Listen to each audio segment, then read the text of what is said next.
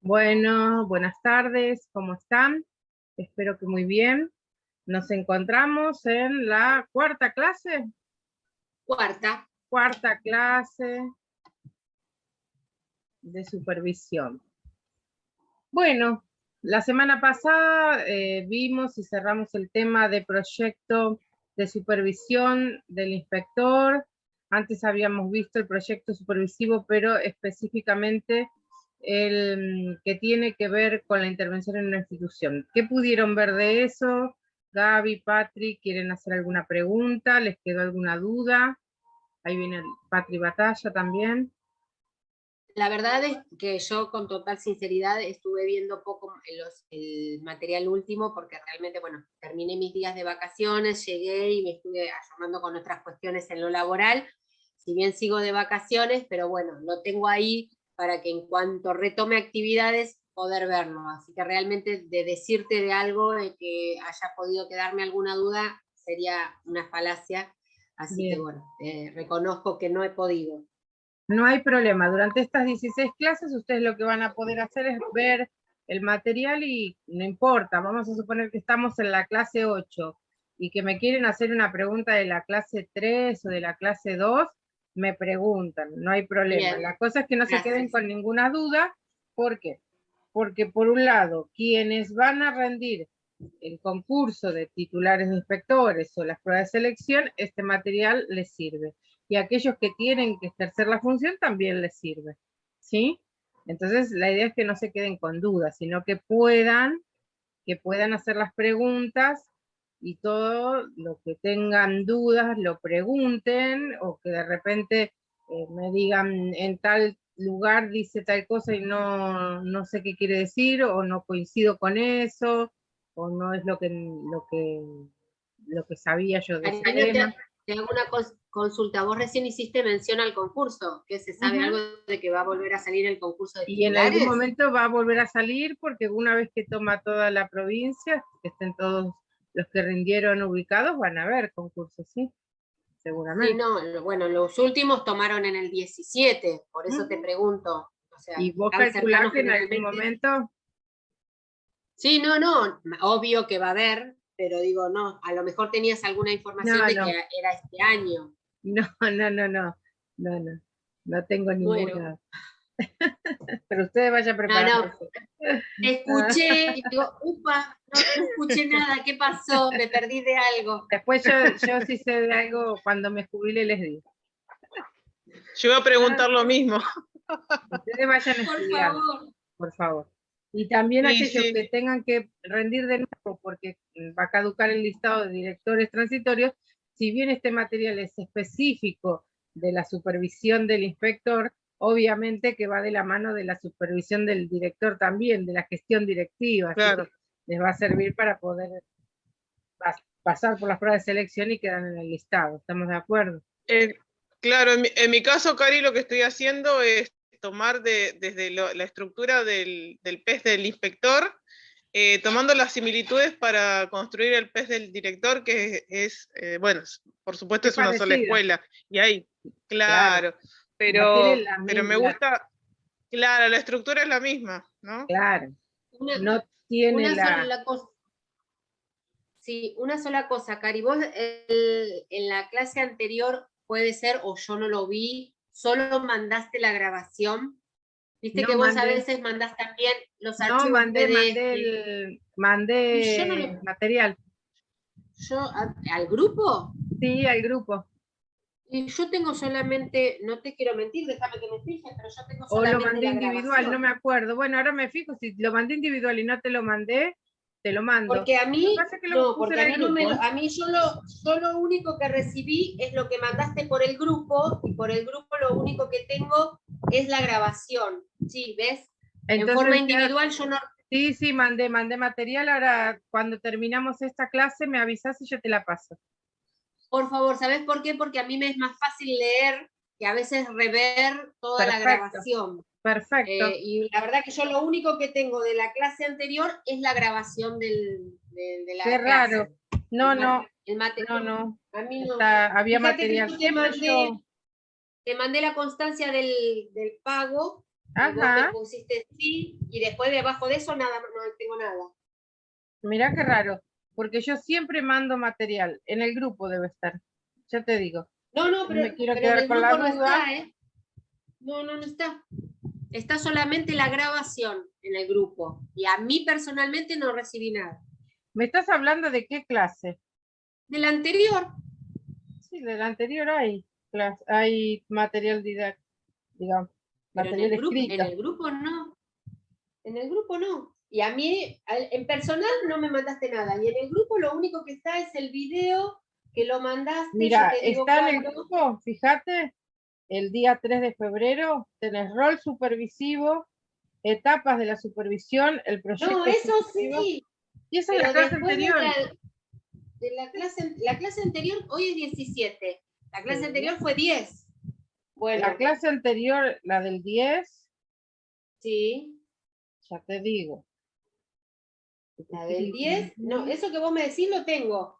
Después del 10, el 12 mandaste el video, la grabación. Sí, mandé material. El 11 mandé material al grupo. Dice, No, querido yo grupo, no, les envío el material para la clase de la clase de ayer y algunos textos para que vayan mirando para la próxima. no, yo no lo, Ahora te yo lo no lo paso. sé. Está en el grupo. Está el día 11 de febrero a las 9. Ah, perdón, acá lo encontré. No dije nada, acá lo encontré. Puede No, ser no que pasa nada. Yo no tengo problema en enviarla tantas veces no, como sea necesario. lo La cosa es acabo de que, encontrar. bien. Sí, sí, Perdón. yo siempre mando material. Sí, por eso me parecía raro y me quedé con lo del 12. A lo mejor el 11 lo pasé por arriba como alambre caído. En las No sé. vacaciones uno no presta atención a esas cosas. Puede Son ser. detalles. Bueno, ¿quieren que arranquemos? ¿Les parece? Sí, sí, por favor. Así, y recuerden Sí. hacer preguntas. Bien. Bueno, Hasta acá nosotros estuvimos viendo el rol supervisivo, vimos los criterios que debería tener en cuenta un director, perdón, un inspector para poder desarrollar su tarea, para que su tarea sea lo más democrática posible, recordando la formalidad del rol, ¿sí? Los vínculos, el proceso de aprendizaje que debe darse en este rol supervisivo, de aprendizaje y de enseñanza, por supuesto, ¿no? Donde el aula de trabajo van a ser los directores y básicamente la gestión del director para garantizar las propuestas didácticas pedagógicas que den por resultado los mejores aprendizajes para todos los estudiantes, ¿sí? Estuvimos viendo bastante las dos primeras clases y después vimos cómo este supervisor, que si bien, como decía Patri, lo que vos me das para inspector a mí me sirve como director, sí, siempre hay una bajada un poquito más sencillo, a lo mejor una mirada más micro, más de lo institucional, pero no es tan diferente, digamos, ¿no? Si bien después vamos a ver que hay cuestiones que son específicas del inspector que no son propias del director y que ustedes ya las van viendo a medida que vamos avanzando. Lo que vuelvo a repetir, cuando hablamos de gestión, cuando hablamos de supervisión, siempre ponemos a este inspector, pero también ponemos de alguna manera al director. Básicamente, ¿por qué? Porque conforme a la gestión directiva, va a haber ciertos resultados en las instituciones, ¿sí? Y quien supervisa este rol directivo es el inspector. Por lo tanto, todo lo que haga tiene que ver con esta función específica de los directores en las instituciones educativas. ¿Vamos bien hasta aquí? Parece un trabalenguas. Quise hacer una introducción más o menos de lo que venimos viendo. Después de ver los proyectos de supervisión, tanto el específico para la resolución de una problemática en particular en una escuela, que era esa punta de flecha, que tenía que ver con un proyecto ejecutivo de gestión. Después vimos el proyecto de supervisionarial, ¿sí? Y vimos cómo se relacionaba, no solamente con la escuela básicamente, sino, o las escuelas, sino también con el distrito, con la región y con la jurisdicción, ¿sí? Ahora bien, nosotros sabemos que una de las funciones del inspector, básicamente, es detectar ciertas problemáticas en las instituciones educativas, hacer una observación profunda de la situación, hacer un análisis profundo de la situación, hipotetizar las causales para poder hacer una intervención, ¿sí?, in situ, donde el director sea conocedor de esta problemática, quizás a partir de la voz de este supervisor, ¿sí?, generar juntos un plan para la solución de esas problemáticas y obtener un resultado que sea beneficioso para que se logre el objetivo último de toda escuela, que es que todos los niños puedan aprender y que todos estén en la escuela y que se les asegure la terminalidad y la inclusión y todo lo que nosotros sabemos. Me están mandando mensajes, por eso es que me distraen. Me está mandando Patricia Batalla una foto que me dice, ¿qué le dice? No puede conectarse. Ah, es la conexión de ella. Es la conexión de ella, por eso no puede ingresar. Bueno, perdón por la distracción. Como les decía, entonces, este supervisor, este inspector, tiene como función básica observar las instituciones, detectar los problemas, hacer el asesoramiento, hacer el seguimiento y ver cuáles son los resultados. ¿A qué resultado tiene que llegar? Que todos los niños estén en las escuelas aprendiendo más y mejor. Para esto se tendrán que generar las mejores condiciones. ¿Sí? ¿Vamos bien hasta aquí? ¿Me pueden contestar? Vamos bien. Perfecto. Sí, Vamos bien. Bien. Va quedando claro. Más o menos cuál era esa función. Eso lo vimos en los proyectos. Bien. Ahora el problema es que ahora tenemos un supervisor, ya sea inspector o director, que muchas veces desconoce cómo está constituida una escuela. Si yo les pregunto a ustedes, ¿cuál es la diferencia entre institución y organización? ¿Qué me dirían? La institución es la escuela en sí misma y la organización es como uno, valga la redundancia, organiza esa institución para su funcionamiento. Muy bien. La escuela es una institución, la familia es una institución, la iglesia es una institución. Las instituciones son creadas para el logro de determinados objetivos. ¿Vamos bien hasta acá?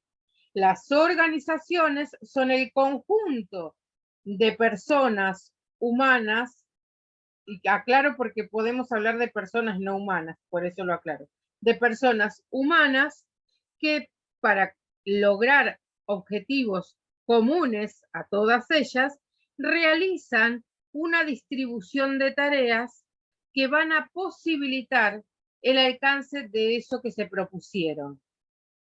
La organización no es lo mismo que la institución. ¿Por qué hago esta diferencia? Porque muchas veces en el discurso, tanto de inspectores como de directores, confundimos la institución con la organización. ¿Vamos bien hasta aquí?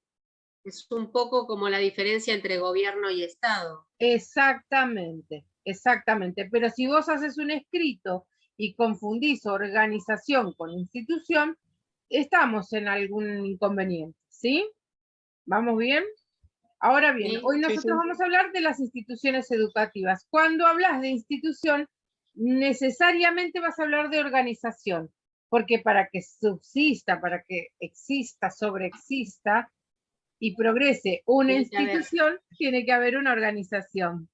Cuando una institución no tiene una organización, lo vamos a ver la clase que viene, aparecen los grandes problemas. La institución aparece estallada, por ejemplo, devastada, ¿sí? Desdibujada. Eso lo vamos a ver. Esto es teoría pura, ustedes tienen que tener teoría, ustedes no pueden trabajar sobre la base de lo que el sentido común les dice. Por eso es que yo les doy teoría, por eso es que yo quiero que ustedes aprendan y se formen y lean muchos libros y muchos textos, y cuando alguien les diga que es una organización, ustedes puedan definir que una organización es un conjunto de personas humanas, ¿sí?, que tiene objetivos en común y que realizan tareas determinadas para el logro de esos objetivos. ¿Cuál es el objetivo de nuestra institución educativa? La que decimos siempre. Que aprendan. Exactamente. Que aprendan, que estén en la escuela, ¿sí? Que estén en las mejores condiciones, que se sientan incluidos y se sientan parte, y que los docentes también se desarrollen profesionalmente para poder brindar esas mejores condiciones. La otra patita de todo esto, que ya tiene que ver con las garantías institucionales, es que exista una gestión institucional por parte de los equipos directivos y de conducción que favorezcan la democratización y que estos aprendizajes que los estudiantes adquieran, ¿sí?, sean aquellos que resultan ser significativos para la sociedad en la cual estamos viviendo hoy, que no es la misma de hace 30, 40 años atrás. Por eso nuestros niños aprenden cosas que nosotros cuando estábamos en el mismo grado o en el mismo año, hace 30, 40 años atrás, no aprendíamos o lo aprendíamos de otra manera, ¿sí? Entonces la gestión, la mejora de la práctica docente son fundamentales para el logro principal de la institución, es que nuestros alumnos aprendan cada vez más y mejor y que tengan trayectorias escolares exitosas. Y acá hay otro punto. Nosotros muchas veces confundimos la trayectoria escolar con la trayectoria educativa. La escuela es responsable absoluta de la trayectoria escolar de los estudiantes. La trayectoria escolar es esa trayectoria mediante la cual los estudiantes adquieren aprendizajes sistematizados que solo se pueden aprender con otros y frente de ese grupo un maestro. Exactamente. La escuela es responsable absoluta, ¿sí?, de las trayectorias escolares de nuestros estudiantes.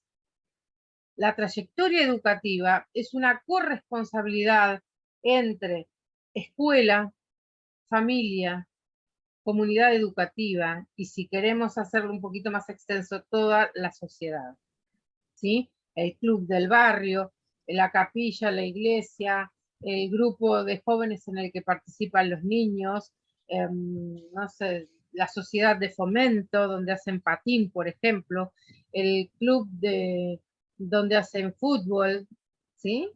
Son responsables de las trayectorias educativas, no de las trayectorias escolares. Los niños tienen que aprender los contenidos sistematizados, específicos y determinados jurisdiccionalmente para esa franja etaria en la escuela. Y el Estado, a través de las políticas públicas, generará recursos, que siempre son económicos, para que los niños tengan las mejores condiciones para poder lograrlo. ¿Cómo hace el Estado para saber? Esto lo repito porque es importante que lo entiendan. Para saber qué cosas necesitan estos niños a través de los relevamientos que se envían.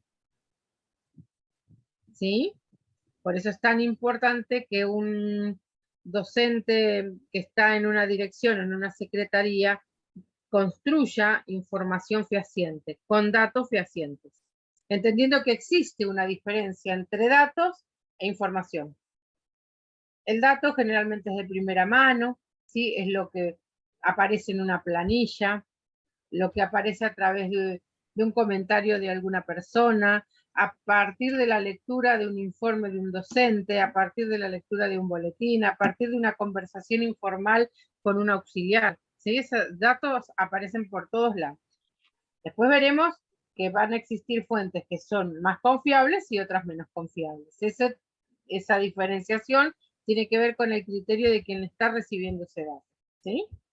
Ahora bien, si yo te digo que eso es un dato, yo puedo estar llena de datos. Es más, con lo que ustedes van a ver hoy de repente de qué es una institución educativa, mañana entran a cualquier escuela, ya sea como directores, como supervisores o como maestros, y van a empezar a tener un montón de datos que se los va a dar no solamente la persona que les abre la puerta, sino las paredes, el movimiento de la gente, la forma en cómo se comunican, cómo se pasa una información, cómo se saluda a los niños, cómo se organizan los recreos, cómo está pintada la escuela, cómo está dispuesto el escritorio del director, por ejemplo.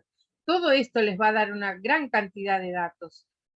Ahora bien, con estos datos, yo no tengo la información. Para poder tener una información, lo que yo hago es analizar esos datos, priorizarlos, descartar algunos, organizarlos y a partir de allí construyo una información. A partir de la práctica de la construcción de información, ustedes van a ir como teniendo criterios que les van a dar la posibilidad de construir información con mayor velocidad. Pero no debemos confundir los datos con la información. ¿Estamos de acuerdo? Esto es importante. Sí, sí, sí. Que una persona venga y te diga, la directora de la escuela tal llega tarde todos los días, es un dato. Que vos vayas a la escuela, mires el libro de firmas, hables con la directora, le preguntes qué le pasó, por qué llega a las 10 de la mañana todos los días, que hagas un análisis de esa situación, va a permitirte construir una información y a partir de esa información tomar una decisión con respecto a qué debes hacer para modificar esa problemática. Y si fuera necesario, tomar una decisión que implica, por ejemplo, que es lo que siempre les digo, una llamada de atención, un acta donde se intime a que cumpla el horario como corresponda, a que de repente modifique, ahora bueno, ponemos el SUNA, pero si hubiese un contralor, a lo mejor en un contralor el horario y que especifique que si tiene, no sé, por ejemplo, 4 llegadas tardes, o 6 o 20, porque ha pasado, que ya comiencen a correrle las inasistencias injustificadas, por ejemplo, por más que sea el director, ¿sí? O que se detecte una incompatibilidad horaria. Tal cual. Que alguien venga y te diga, fulanita tiene incompatibilidad horaria, es un dato. Que vos llames a fulanita y le pidas la incompatibilidad horaria, es una información que vas construyendo, ¿sí? ¿Me van viendo la diferencia? Esto es importante. Entonces me decís, ¿por qué me decís todo esto? Porque ustedes al ingresar a una institución, y quiero aclarar algo, que uno ingresa de 1000 formas diferentes. La más fehaciente, la que más información te da, porque te da datos impresionantes, la cantidad de datos que te da en el momento y que vos procesás rápidamente y lo transformás en información, es la visita a la escuela. La visita a la escuela es infalible. Si, sobre todo si vos le avisaste 5 minutos antes de que estabas llegando, por ejemplo, ¿no? Porque no da tiempo a que la persona organice la institución para mostrarte algo que no es. Y lo otro, que también tiene que ver con esto, es que si vos le avisaste a la dire que vas a ir el día anterior, lo cual no está mal, porque también a vos te permite organizarte, y vamos a suponer que la dire organizó toda la escuela para que cuando vos ingresaras digas, wow, qué maravilla, está todo en orden, todo perfecto, vos contás con ciertas herramientas y criterios de saber que si todo está perfecto, hay algo que no está bien. Porque por la propia dinámica institucional y por el propio estilo institucional, siempre hay algún tipo de conflicto. Siempre tiene que ocurrir algo que rompa con la linealidad de lo perfecto.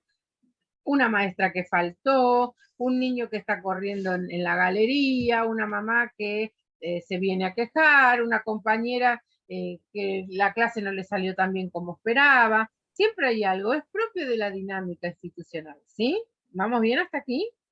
La dinámica progresiva te permite a vos descubrir el conflicto en todo momento, tomarlo para poder trabajarlo, desnaturalizarlo, ¿sí? Y mejorarlo. Mejorar el conflicto, no, mejorar la situación y que ese conflicto se transforme en una cuestión positiva.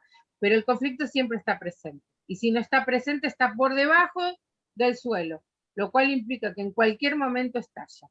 Cuando alguien te dice que la escuela está perfecta, que no pasa nada, que no entiende, todo está genial, perfecto, ahí vos tenés que pararte y decirle, bueno, parate en el medio del patio, cerrá tus ojos y sentí cómo se está moviendo el piso. Sentí dónde está ese lugar oculto que está a punto de estallar. No es posible que en una institución no exista lo que nosotros llamamos el conflicto natural, porque está constituido de personas y las personas no pueden pensar todas iguales y no pueden hacer todos al mismo tiempo. No somos máquinas, no somos robots, somos personas que pensamos, sentimos y hacemos distinto. Entonces todo no puede estar tan perfecto, todo tan lineal. ¿Cómo descubrís vos que esto no es como te lo están contando? Simple, no hagas una visita de 10 minutos, tenés que hacer una visita que te lleve un poquito más de tiempo. 3 horas, 4 horas, entre turnos. El entreturno es fatal, porque el entreturno es el donde vos ves toda la dinámica que tiene la escuela, cómo se manejan, ves el estilo institucional, que ahora vamos a ver qué es el estilo institucional. El entreturno es fatal porque, bueno, allí hay cosas que no se pueden estructurar. Disimular. Exacto. ¿Viste? Porque hay como no una pueden pasar estructura. por arriba. Muchas veces te mandan una estructura muy específica y vos te comes esa estructura y a veces está bueno porque te hace descansar un poquito y decir, bueno, está todo bien, me voy tranquilo. Pero esa estructura tan rígida no existe. La dinámica, el movimiento interno de la escuela siempre existe y lo importante es que nosotros podamos detectar si esa dinámica institucional, como les dije hoy, es progresiva. ¿Qué quiere decir progresiva? Progresiva implica varias cosas. En primera instancia implica que en toda institución debe haber una organización y que dentro de esa organización, que está constituida por personas humanas, en el caso de una institución como es la escuela, las cosas no están quietas, sino que están en permanente movimiento. Ese permanente movimiento que se llama dinámica institucional implica que siempre exista algún tipo de conflicto. Y el conflicto no es siempre negativo y el conflicto no es siempre una catástrofe. El conflicto puede ser que se rompió el timbre de entrada a la escuela y que tenés una madre que te está golpeando la puerta de tal manera que los nenes se asustan. Un conflicto puede ser que la secretaria se fue a hacer casillero y demoró de más y tiene una cola de 3 padres esperando para que le haga, qué sé yo, la constancia de alumno regular. El conflicto puede ser que la bibliotecaria sin querer se llevó la llave en el bolsillo ayer a la tarde y no se dio cuenta y hoy a la mañana vos entraste a la escuela, querés abrir la biblioteca y nadie encuentra la llave en la biblioteca. Eso es un conflicto. ¿Vamos bien? El conflicto es que vos tenés el desayuno a las 9 de la mañana y que son las 8:30 y todavía no te llegó el proveedor. El conflicto es que te olvidaste de llamar a que te recambien las chanchitas famosas del gas y que no tenés gas o que se te está bajando y que ya estás viendo que te queda re poquito y que no sabes si llegás al almuerzo. El conflicto puede suceder, por ejemplo, naturalmente, en esta época ocurre más con el asunto de la pileta, que vos estás frente a un tanque de agua pero que la escuela no tiene agua en la mitad del edificio, porque no baja o no sube o no se produce el abastecimiento de semejante tanque de agua que está frente a la escuela en tu institución. ¿Por qué? Porque como están las piletas del barrio, la gente que hace carga el agua permanentemente y eso hace que no puedan abastecer, por ejemplo, toda la escuela y abastece solamente un sector. Un conflicto puede ser que te salta la térmica cada vez que prendes los aires acondicionados.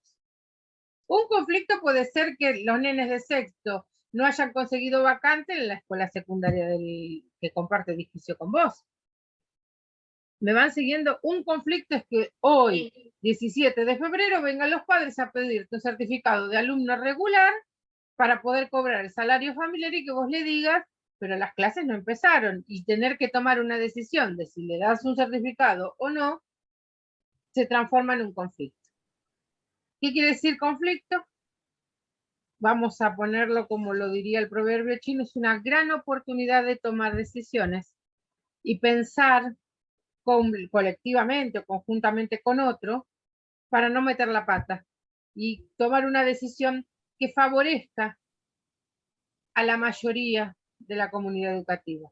Entonces me decía, ¿qué quiere decir esto? Que muchas veces uno tiene que tomar decisiones y acordémonos que solo se puede tomar decisiones cuando tenemos 2 o más posibilidades. La normativa no te da opción a tomar decisiones. La normativa es la normativa y se cumple a rajatabla y al pie de la letra, y nosotros, supervisores, nosotros directivos, nosotros secretarios, nosotros docentes, debemos ser los garantes de que esa normativa se cumpla y no da lugar a opciones. Si yo tengo lugar a opción, tengo lugar a una decisión, y si tengo lugar a una decisión, quiere decir que existiría lo que nosotros llamamos una franja negra o un agujero negro en la normativa que no está especificado cómo resolverlo. Si a mí me salta la térmica cada vez que prendo los aires acondicionados, tengo dos opciones. Apagar los aires acondicionados y que las maestras vengan y me digan ¿por qué apagaste los aires acondicionados si hace frío o hace calor? Que los papás se enojen porque compraron los aires acondicionados con la cooperadora y no se pueden prender. O que tome una decisión y decir, bueno, voy a llamar a quien corresponde, voy a gestionar como corresponde para que me cambien las térmicas. Y lo más importante sería que si yo soy quien va a comprar los aires acondicionados o que los compró, me haga responsable de haber comprado algo sin haber pensado que existe una red eléctrica que no puede resistir 25 aires acondicionados. Eso también es dinámica institucional. La dinámica progresiva es no naturalizar las cosas. Acá cada vez que prendes, vamos a suponer, los aires acondicionados, se corta la luz. Esto siempre pasó, siempre pasa. ¿Y qué hacen? Y bueno, la mitad de la escuela lo prende, después lo apaga y la prende. Bueno, eso se naturalizó. Hay que desnaturalizarlo. ¿Cómo lo desnaturalizamos? Gestionando para que esto que está ocurriendo y que no es lo ideal, deje de ocurrir de esa manera. ¿Sí? Desnaturalizar es cuando hay algo que parece que es común, que está bien que suceda, porque sucedió siempre o hace rato que sucede, y de alguna manera alguien, que en este caso podrá ser el inspector, te dice, no, no puede suceder esto, hay que modificarlo. No puede suceder que durante la mitad del año vos te quedes sin agua en la mitad de la escuela y que los porteros tengan que estar acarreando baldes de agua de, no sé, del otro sector para poder tirar agua en los baños, porque no es lo que corresponde. Gestiona una bomba sumergible, qué sé yo, que no dependa toda tu red de agua del tanque de enfrente. Eso es desnaturalizar. Muchas veces, al estar conviviendo permanentemente con la misma problemática, ¿qué es lo que sucede? No me doy cuenta que podría existir una posibilidad de solución. Cada problemita que yo les dije recién, que no son problemas, son conflictos, son situaciones problematizadas, no son problemas que no tienen solución, ¿no? O dilemas, son problemillas típicos de una escuela, pero que, iba a decir una barbaridad, de alguna manera rompen la estructura y hasta el equilibrio mental muchas veces porque te ponen loco, ¿sí?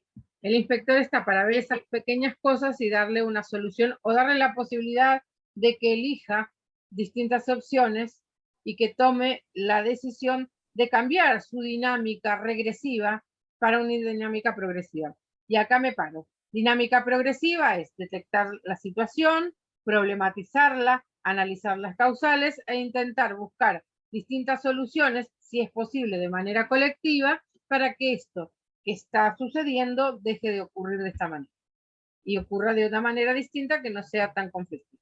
Bien, esta es la dinámica progresiva. La dinámica regresiva es la otra. Está sucediendo esto. Los maestros faltan. Yo no sé qué hacer porque yo tengo 12 secciones a la mañana, 12 secciones a la tarde y todos los días tengo 5 maestros ausentes. Si no son 5 son 4, si no son 4 son 7, pero siempre me faltan. Yo termino cuidando grado, por lo tanto no tengo posibilidad de gestionar como directora porque estoy trabajando como maestra y esto hace que, por ejemplo, no pueda supervisar las clases de los maestros. No pueda leer las planificaciones, no pueda participar de reuniones de padres, no puedo organizar la cooperadora porque los padres no vienen nunca, porque los días que ellos pueden venir, yo justo tengo que atender los grados. Esto ocurre. Y cuando esto ocurre y el director o el maestro, el secretario, cualquier docente, te lo cuenta entendiendo que lo que está ocurriendo no está bien, pero te lo dice como hasta desesperanzado. ¿Y qué voy a hacer? Ya no puedo hacer nada. Faltan 7, faltan 5, faltan 4, siempre les pasa algo.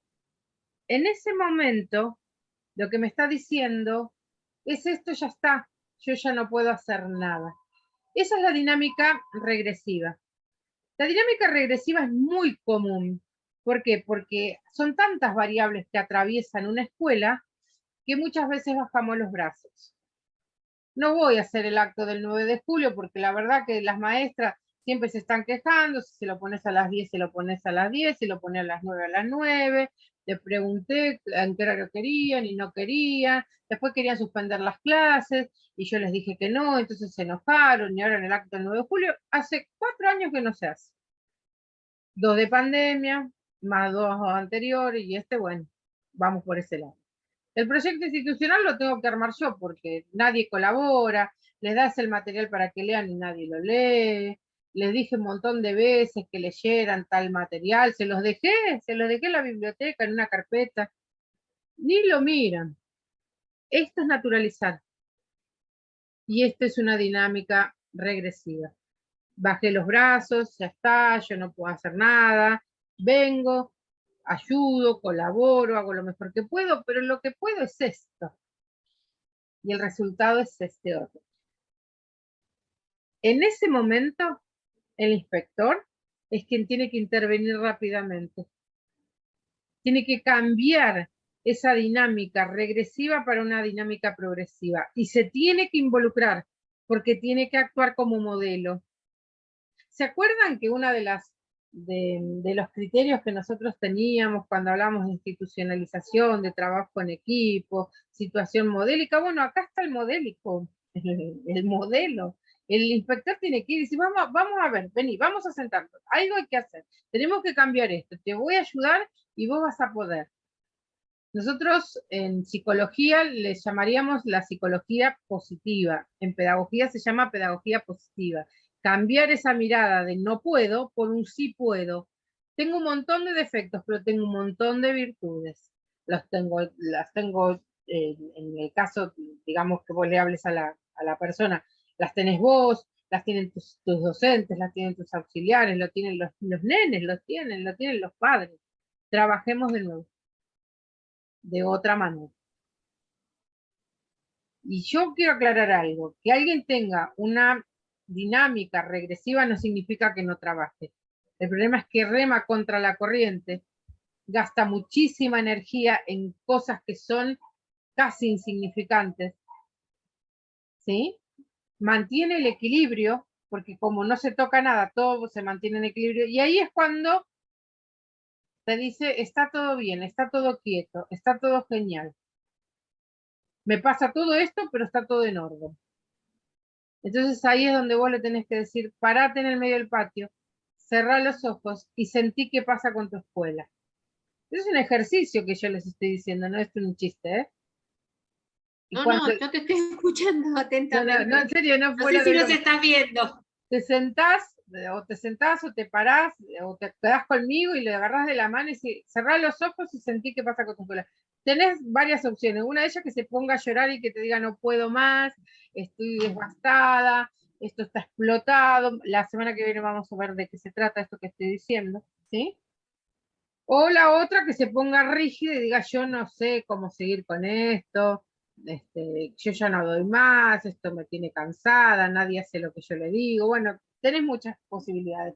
Pero ahí estás vos como inspector para desnaturalizar, ayudar y mostrarle un abanico de posibilidades, porque si el otro no las ve, se las tenés que mostrar vos para que comience a tener esta oportunidad de tomar decisiones. Ayudás en esas decisiones al principio, orientás, guiás, acompañás, asesorás, ¿sí? Y vas evaluando lo que ocurre y vas volviendo a meter la cuchara de alguna manera con tu asesoramiento para que se vaya fortaleciendo este director que de alguna manera se debilitó, ¿sí? Mira, ahora que vos estás hablando, bueno, no sé si sirve o no, pero aprovecho para contarles que, bueno, uno a veces actúa en este sentido sin específicamente saber qué es lo que está haciendo, sino que tratando de cambiar una dinámica regresiva por una progresiva, para ser específico.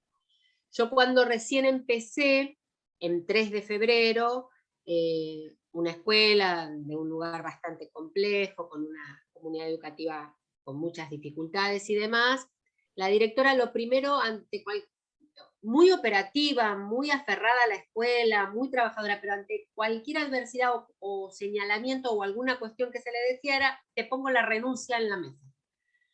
Entonces, un día yo me siento y le digo, mira, fulanita, digo, si vos querés darme la renuncia, yo estoy abierta para que vos me des la renuncia. Ahora, si vos querés ver cómo podemos hacer para cambiar esto que no está bien y revertirlo y hacer una situación que ayude a tu escuela, vemos cómo lo podemos hacer, porque yo considero que vos tenés la capacidad de hacerlo, más allá de la decisión que vos tomes.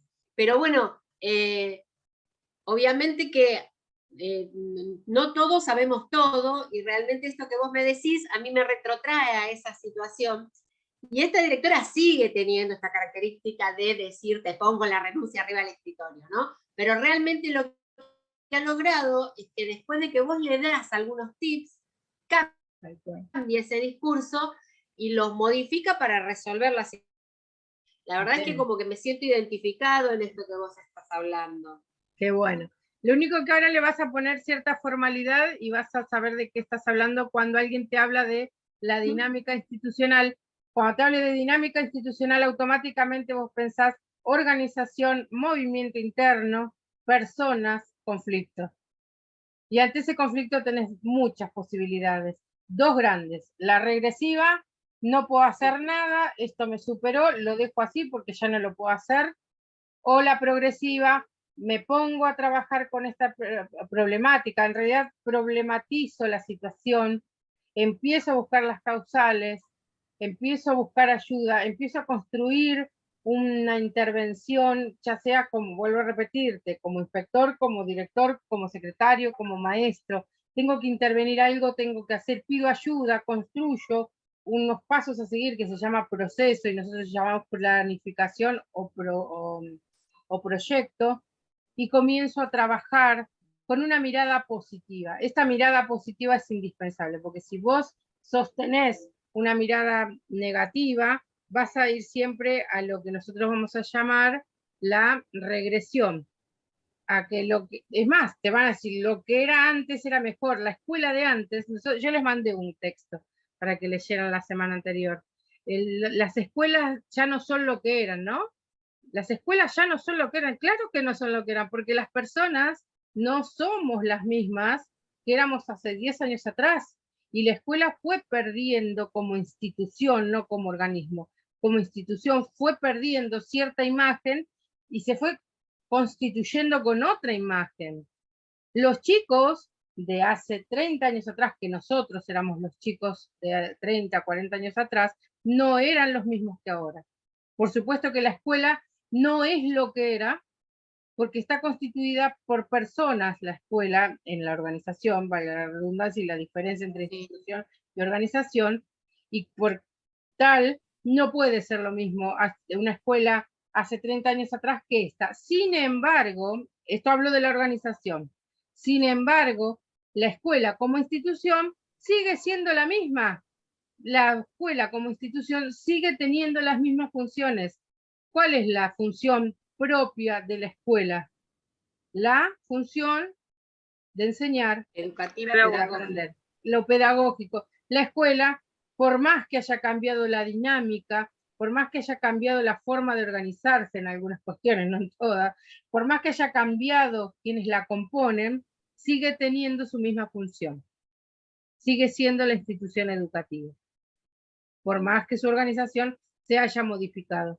Lean el texto de la escuela, ya no son lo que eran. Si lo pueden leer está genial, porque tenés varios como testimonios, entonces la seño que te dice, no, porque los chicos ahora son unos maleducados, te andan con el celular en la mano, no te miran, y claro, porque el chico de hoy es distinto al de hace 10 años atrás. Me acuerdo cuando yo era maestra, igual de hace bastante, que los chicos no podían tener celular en el salón de clases. Sí, no, era No podían distinto, traer, pero los porque juguetes aparte era para no se utilizaba, la sociedad era tal cual, distinta, los exacto, mecanismos de acción eran totalmente distintos, sin irnos muy lejos atrás. exacto, Así que han cambiado un montón de cuestiones. Y uno tiene que irse ayornando a esa situación que va exacto, cambiando y que va viendo. Es una sociedad cambiante, ¿no? exactamente, porque claro, como vos lo decís, la escuela tiene que ver con la sociedad. Como institución educativa sigue siendo lo mismo y ahora vamos a ver qué sigue siendo según Lidia Fernández. Me gustó este texto, por eso lo tomé. Y tenemos que pensar que sí, la organización se va modificando, aunque hay roles y funciones que se sostienen, pero las formas de llevar adelante esos roles y funciones van cambiando, ¿sí? Son dinámicos, se van moviendo. Bien, vamos a ver un poquito y por qué dice esto, y es importante que ustedes esto lo conozcan, para mi punto de vista, y tiene que ver con esto que dice, ¿qué es la escuela? Dice que la escuela es el resultado de la especialización de un establecimiento de una parte de la transmisión cultural. O sea, la escuela básicamente tiene que transmitir cultura. Por eso la escuela no son las mismas hace 20 años atrás que ahora, porque la cultura también se va modificando, pero sigue teniendo la misma función. Tiene que ver con la transmisión cultural. Fíjense que si nosotros vemos todo lo que tiene que ver documentos de educación de hoy y los de hace 40 años atrás o de hace 50 años atrás, la escuela siempre tiene la misma función. La escuela antes tenía que transmitir que los estudiantes aprendieran sobre la cultura de la numeración, las operaciones matemáticas, lectura, escritura, ciencias naturales, ciencias sociales, las ciencias de la tierra, aprender actividades artísticas, deportivas, formándose de manera integral. Eso lo decía hace muchos años, muchísimos años atrás, la normativa, y hoy lo sigue diciendo. Puede cambiar algún verbo, puede cambiar algún conector, puede resultar más agradable y más democratizante ahora, pero sigue siendo lo mismo. La escuela sigue siendo esa institución que transmite parte de la cultura, y digo parte porque no podemos enseñar todo, sino que lo que enseñamos es lo que resulta significativo para un momento histórico y para un grupo de personas en un determinado lugar. Y acá vamos a combinar, si podemos pensar en sociales, por ejemplo, el tiempo histórico, ¿se acuerdan? El espacio Sí. y los sujetos. La escuela es parte de esa sociedad y también modifica los contenidos que transmite, porque si bien vamos a tener el mismo espacio modificado por la cultura, el tiempo histórico se modificó y los sujetos se vinculan de una manera diferente, sigue siendo la sociedad, ¿sí?, la que va a marcar de qué manera la escuela va a funcionar. La escuela es una micro sociedad dentro de esa gran sociedad. De alguna manera se replica lo macro dentro de la institución, ¿sí? Recuerden que la ¿Puedo escuela no... aportar? Sí, mi vida, por favor. Hoy hablábamos justamente de eso con el plantel docente, sobre la escuela surgió por todo esto de en qué momento estamos. Entonces nos retrotraímos a nuestro momento histórico en donde nosotros transcurrimos la escuela primaria y la mayoría de los docentes son de mi edad más o menos. Claro. Entonces, la edad nuestra, o sea, teníamos 7º grado y el contexto histórico era un contexto de base militar, porque eso de levantarnos cuando entraba alguien, la formación y todo el contexto era ese. Entonces, la escuela, por supuesto, cambió mucho. Claro. Y nosotros por ahí a veces nos cuesta, o sea, eso nos cuestionábamos un poquito, por ahí cómo nos cuesta a veces hacer algo distinto a lo que nosotros hemos vivido, Claro. como reflexión, ¿no es cierto? Tal cual, porque nosotros todavía tenemos paradigmas que modificar, porque nosotros nos criamos. Claro. Acuérdense que entre digamos, el momento del nacimiento hasta aproximadamente hay dos partes de la infancia, hasta los 3 y hasta los 7 años. Todo lo que vos adquirís transforma internamente, no es que transforma, construye internamente los paradigmas o los parámetros o esos valores con los cuales vos te vas a desenvolver en el resto de tu vida. Gracias a Dios tenemos un montón de terapias alternativas que permite que transformemos esos parámetros, esos paradigmas, esas estructuras que tanto daños nos hacen. Nosotros nos criamos, como vos decías, en un momento histórico diferente, donde todo era, el padre de la casa era el que tenía la razón, la mamá no, el papá era el que llevaba los pantalones, si pasaba la señorita, los primeros años me acuerdo, después ya fue modificándose, pero por ejemplo, cuando ingresaba la señorita, te parabas al lado del banco y decía, buenos días, señorita fulana, buenas tardes, señorita Mengana, y te tenías que parar hasta hacer una reverencia. Entonces sí, fueron modificándose. Si nosotros tenemos esos mismos paradigmas, nosotros cuando se nos presenta siendo maestros, siendo directores, siendo secretarios, siendo alumnos también en algún momento, se nos presenta el director o el inspector, que hacemos sí señor, sí señor, sí, capaz que está diciendo cualquier cosa, pero como lo dice el inspector es palabra santa. Bueno, no es verdad. Nosotros nos criamos con algunos paradigmas que la democratización de la sociedad nos dice que deberíamos modificar. Cuesta bastante modificar, te aviso, ¿eh? No es tan fácil, pero bueno, Sí, sí. estamos en ese y sobre proceso. todo con esto de Lesi, esto de las conciencias sobre la ley de géneros, de implementarlas poco a poco en las escuelas. Las chicas por ahí reconocían muchas veces que los estudiantes necesitan ese cambio y que por ahí, por más que nos cueste como institución implementarlo, lo tenemos que implementar. Pero bueno, todo esto hablábamos hoy que tiene relación con esto. Bien, muy bien. Bien, muy bien. Ambiente artificial en el que se aíslan en unidades de tiempo personas. Esto es así.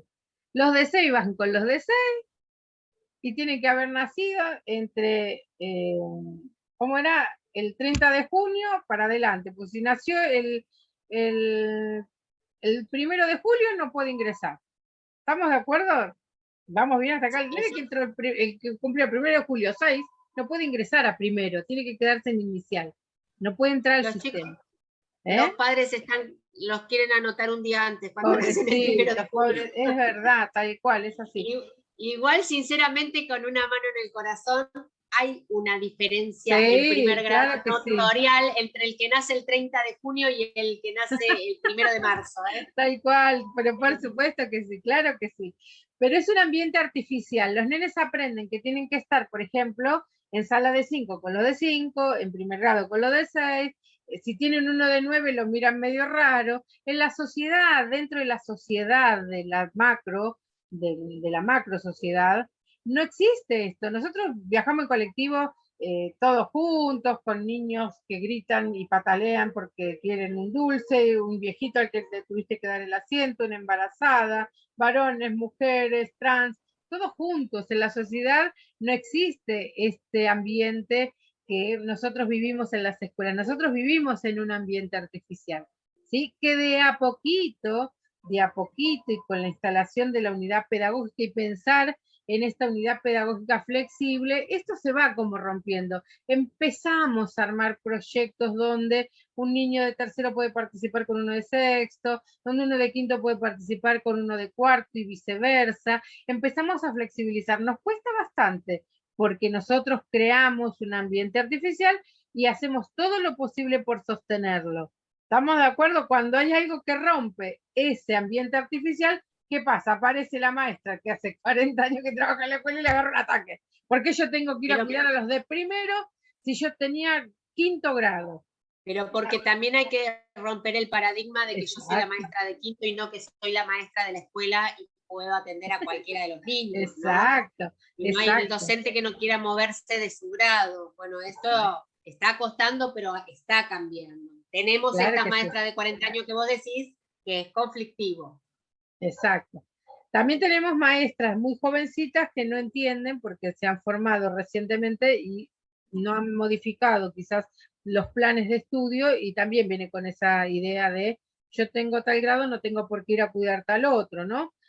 ¿Dónde se rompe este ambiente artificial donde los niños pueden como flexibilizar el espacio y mezclarse con otros? ¿Dónde se rompe? ¿En qué momento, por ejemplo? En el recreo. En el recreo, muy bien. En el acto, si hubiera un numerito donde se juntan varios grados, por ejemplo, en ¿no? las materias, en las artísticas y educación física son como más flexibles en este aspecto. Tal cual. En las materias especiales son diferentes, se trabaja más abiertamente. Exacto. Tendríamos que trabajar un poquito para romper ese ambiente artificial que va a seguir siendo artificial, pues sigue siendo una microsociedad como una reproducción de lo de afuera, pero con ciertas estructuras. Para la pedagogía, agruparte con niños de más o menos la misma edad, como dijo Gabriela, va a ser algo que va a favorecer que estén agrupados de esta manera. Pero tenemos que romper de vez en cuando esa estructura para que cuando el niño salga a la afuera, ¿sí?, entienda que no tiene que estar solamente con el compañerito de al lado, que puede hablar con cualquier otro compañerito, que no le va a pasar nada y que puede compartir.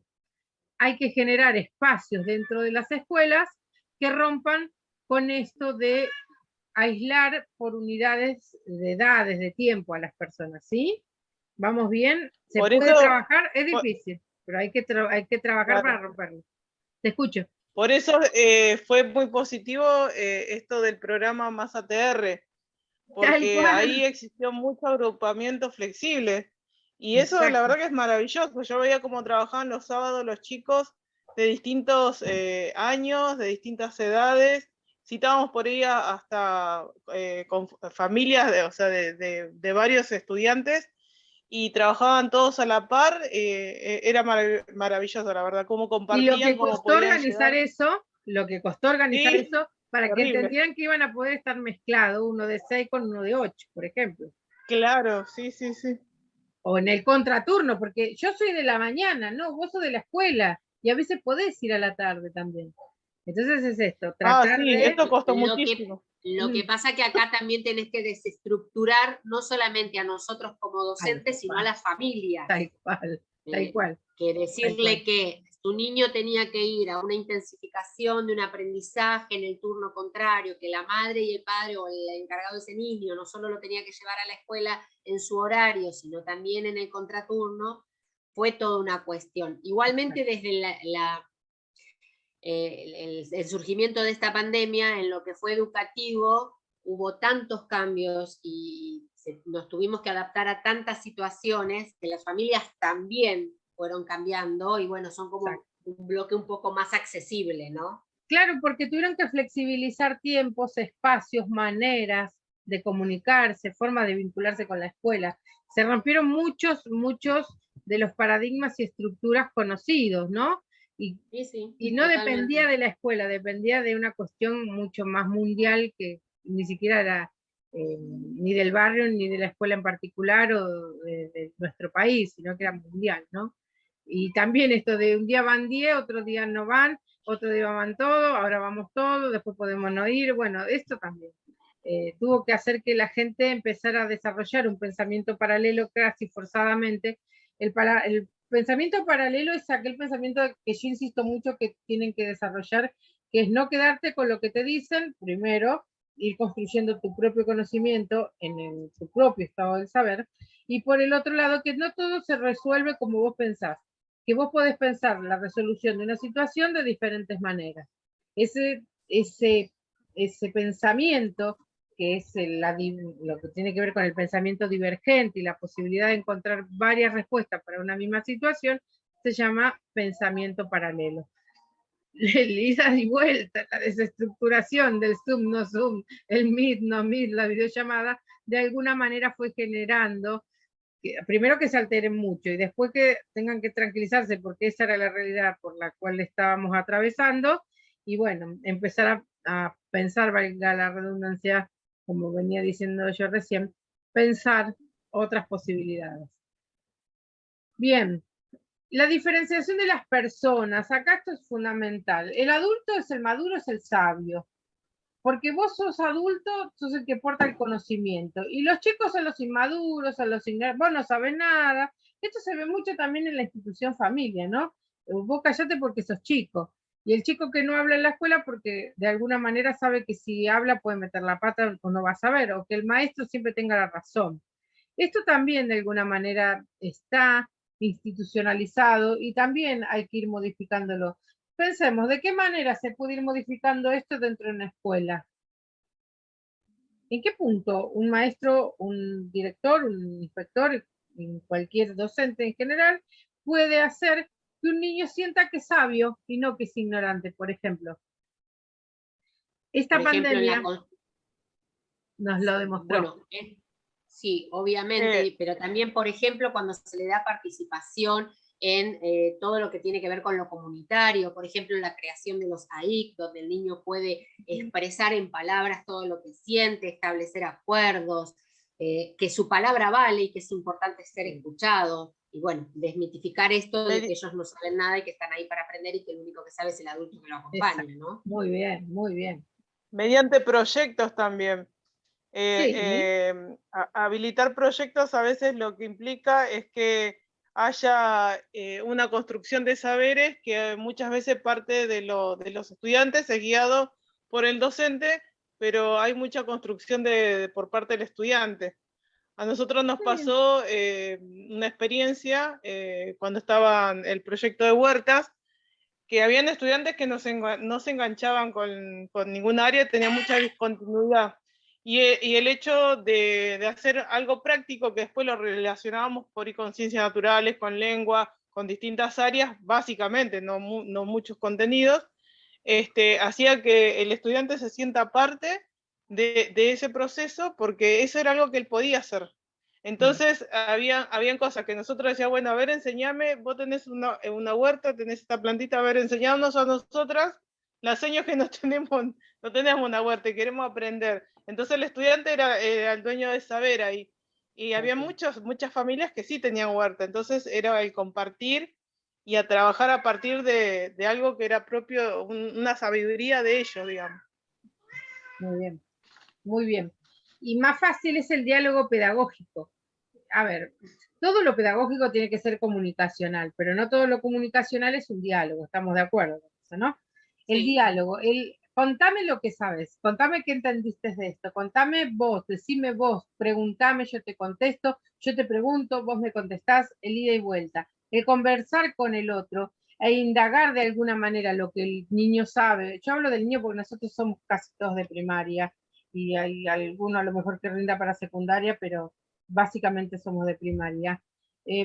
Cuando vos dejás que el niño te cuente lo que sabe sobre un tema, el niño se empieza a sentir parte, se empieza a sentir escuchado, y aunque lo que te esté diciendo no sea del todo correcto, después lo llevarás a descubrir que no era tan correcto y que había otras cosas, pero nunca pararlo y cortar la validación que él hace de su propio proceso, la validación de explicarte por qué eligió este camino, por qué decidió hacer esto, por qué decidió elegir este libro, por qué puso esta respuesta, por qué resolvió de esta otra manera. La validación, la fundamentación, la posibilidad de darle al otro que te diga lo que sabe, por qué determina, por qué decide de determinada manera y no de otra, darle la posibilidad de elegir, no darle todo servido, sino que pueda elegir entre varias cosas. Esta también es una manera importante que él se siente que puede. Volvemos a lo mismo de antes, la pedagogía positiva, la psicología positiva, vos podés, vos tenés herramientas, si lo haces mal no pasa nada, volvés a empezar, ¿sí? Y también mostrarle que a veces que también los adultos nos equivocan, ay, me equivoqué, me salió mal, a ver, ¿me ayudás cómo era? A mí no me sale este dibujo, qué lindo dibujo que hiciste a mí, me sale espantoso, qué lindo que lo hiciste vos, ¿lo ven? También de esta manera vas dándole importancia, lo favoreces y lo fortaleces en su autoconocimiento y su autoestima también, ¿sí? Hay que cambiar este como paradigma. Mi hijo que está en primer año este año y me dice, la señora una vez me dijo, porque le digo, vos tenés que tratar de participar y él le gustan mucho los documentales, entonces sabe bastante de un montón de temas. Y en lo oral se desenvuelve muy bien. Le digo, trata de Bueno. participar en eso. No, porque yo una vez me dice, cuando le dije a la señorita que le decía algo de los dientes de los roedores, de los conejos, él le explicó que cómo tienen los dientes atrás y que también tenían dientes. Y la señorita que le dice, ¿querés pasar a dar la clase vos? Claro, ya está, Y lo él lo arruinó. tomó, claro, ya está, lo frustró, no quiere saber más nada. Y eso, bueno, eso también sucede y eso es lo malo, hablarle así a un estudiante ya lo estás invalidando, porque después no va a querer porque lo vas a retar, o no animarse a equivocarse también, porque si lo que dijo estaba mal, peor todavía. Tal cual, es tal cual lo dijiste. Es así. Y eso, esta fue así como muy, muy visual, si te lo imaginas, muy auditivo, si lo escuchás, muy kinestésico, si te imaginas el movimiento de tu hijo y del cuerpo de tu hijo, que seguramente habrá hecho esto para atrás, como que me está diciendo, ¿no? Defendiéndose Sí. de ese comentario. Cuando vos descubrís que los niños, nuestros niños, tienen características que les son propias, que les son específicas, hay niños muy visuales, hoy decía Gaby, yo necesito leerlo, para mí es mucho más fácil leerlo, ¿no? Y no es casualidad, si lo relacionas con alguna otra cuestión que no tiene nada que ver con esto, que te hayas lastimado un ojo sin darte cuenta y que vos me digas, yo soy re visual. Esto es muy particular, ¿no? Entonces, es decir, necesito el escrito, yo necesito leerlo y listo. Ahí te está dando el por qué te enfermaste del ojo y te está dando la posibilidad de sanarte también. Eso está genial, ¿no? Entonces, pero eso es aparte. Vamos con lo nuestro. Lo que te digo es lo siguiente. Hay niños que necesitan eso, ver. Hay niños que necesitan escuchar. Hay niños que necesitan moverse para aprender y captar lo que le estás diciendo. Hay niños que necesitan oler. Entonces, ¿cómo oler? Sí, chicas, el olfato impacta directamente sobre lo que nosotros llamamos el cerebro emocional, que es la amígdala, y que te va a traer recuerdos. Entonces, un niño que tiene un aroma agradable dentro del salón de clases o del lugar donde está aprendiendo, va a aprender mejor que un niño que está en un lugar donde hay olor a humedad, donde todo es tétrico por los colores que existen, donde, no sé, está el olor al pozo ciego que se está desbordando en la escuela. Y, a ver, todo tiene que ver con todo. No se crean que no es así. Todos los estímulos afectan para que vos aprendas más o para que vos aprendas menos o mejor o peor. Por eso vamos a ver que las condiciones institucionales no son solamente que la seño conozca el contenido y que el nene esté sentado y tenga las luces para poder aprender. Hay un montón de cuestiones que hacen que la tarea educativa se pueda llevar a cabo de una manera o de otra. ¿Sí? Esto acuérdenselo. Me decís, ¿por qué? Porque los chicos no son inmaduros para aprender, no son ni tontos. Tenemos que darle los espacios, tenemos que brindarle las mejores condiciones para que el chico sepa que lo que sabe está genial que lo sepa y que muchas veces va a saber más cosas que el maestro, pero parece que generar un espacio, ¿sí? Un espacio físico, un espacio temporal, si también quieren llamarlo de esta manera, y un vínculo pedagógico tan afectivo y tan fuerte que permita que el otro pueda abrirse y contar lo que sabe. Y cuando se generó ese vínculo de confianza, la maestra también le va a poder decir, ay, yo esto no lo sé, a mí no me sale, yo para esto soy re flojita. Yo siempre hago lo mismo, siempre cuento lo mismo. Yo conozco muchas cosas, me faltan conocer infinidad. Pero, por ejemplo, algo que es muy simple y que todo el mundo sabe hacer, yo no lo sé hacer. Yo no sé cocinar. A mí no me preguntes de especies, de especias, de qué es una cacerola o la diferencia con una olla, porque no lo sé, porque no me interesa, no me interesó, y la verdad es que me cuesta bastante aprender. Para mí es chino, es como chino mandarín, bueno, más o menos, la cocina. ¿Entienden? Si por algo tan fácil, tan simple, sí, para mí es complejo. Yo estudié estimulación temprana en la universidad y para mí ver un bebé, digamos, con sus características y ver cómo se desarrollaba un bebé y qué necesitaba un bebé, era chino básico. Yo en mi vida tuve un bebé. Yo no soy mamá, soy mamá perruna nada más, no tengo hijos de verdad, digamos, hijos humanos. Entonces ver un bebé, cómo se iba desarrollando, cómo debía macar esa mamá ese bebé, cómo debía vestirlo, cómo debía hacer la estimulación temprana para que el niño no llorara ante determinados estímulos y creciera lo más sano posible, era un mundo que yo no conocía. Y yo trabajo con chicos de hace 1000 años, pero bueno, esa parte no la sabía, la aprendí, descubrí un mundo. ¿Entienden lo que les digo? Nosotros creemos que sabemos mucho y siempre tenemos un montón de otras cosas para aprender. Si nosotros esto se lo mostramos a los chicos, que lo que yo te voy a enseñar lo sé, y te lo voy a enseñar con seguridad, sé que lo vas a aprender, porque es lo que sé. Yo te quiero contar que hay un montón de cosas que vos sabés y que yo no sé, y que si me las querés contar está genial. ¿Lo ven? ¿Entiendes? Pero ese es un espacio que se tiene que generar. Cuando nosotros nos damos cuenta que por paradigma tenemos que el chico no sabe.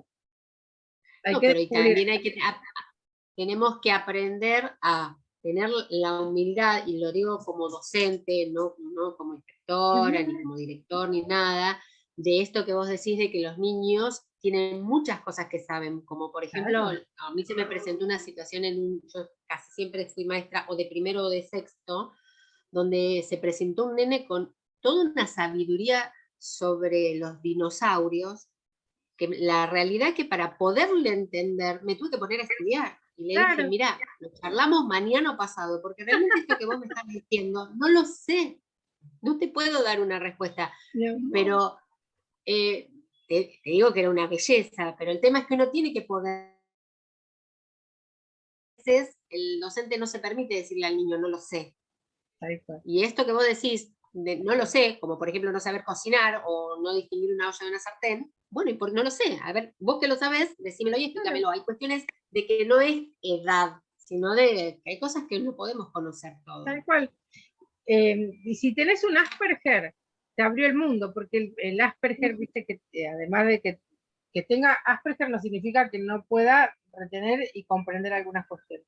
Viste que tienen puntos donde ellos se aprenden un tema que les resulta interesante, fijan su atención en esto y aprenden tanto que saben de todo. Pueden ser hasta científicos del tema que eligieron. Típico que les gusta a los Asperger, los trenes, los dinosaurios, no sé, vas a tener algunos que te van a hablar del universo y saben cualquier cantidad de cosas, porque si algo tienen es la capacidad de retener y hablan de eso, ¿no? Entonces, muchas veces, ¿qué pasa? Nosotros pensamos que porque un niño no puede con algún contenido, no puede con nada, y no es verdad. Siempre, siempre, aún en la debilidad, hay alguna posibilidad de que el otro pueda aprender algo, dar cuenta de eso que aprende y que eso resulte no solamente interesante, sino que resulte sumamente válido para este vínculo pedagógico entre el docente o el enseñante y el aprendiente. ¿Sí? Bien, la asignación de roles específicos para garantizar que estos niños incorporen aquello que la sociedad necesita que incorporen porque les resulta importante. Un ejemplo válido para este punto sería, todos entramos a las 8 de la mañana. Los hábitos que aprendemos en la escuela, que además de los roles que aprende cada uno, ¿no? Son fundamentales para la vida. La sociedad necesita que aprendas esos hábitos. ¿Cuál es el problema?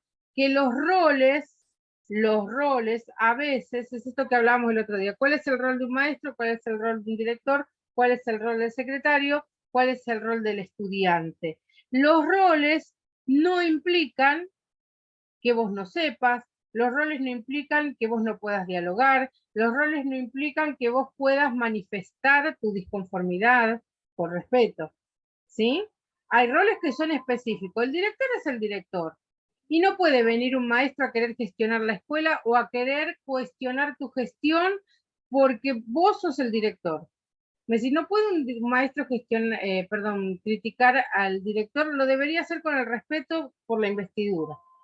¿Sí? El estudiante ocupa un rol del estudiante y tiene que tener algunas conductas que son propias de ese rol.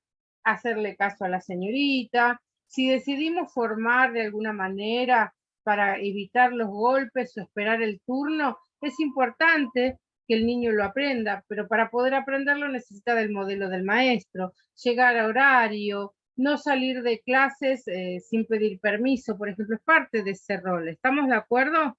Hay roles que deben ser marcados, pero con ciertos límites esta marca, ¿no? Sin perder la democratización de la práctica.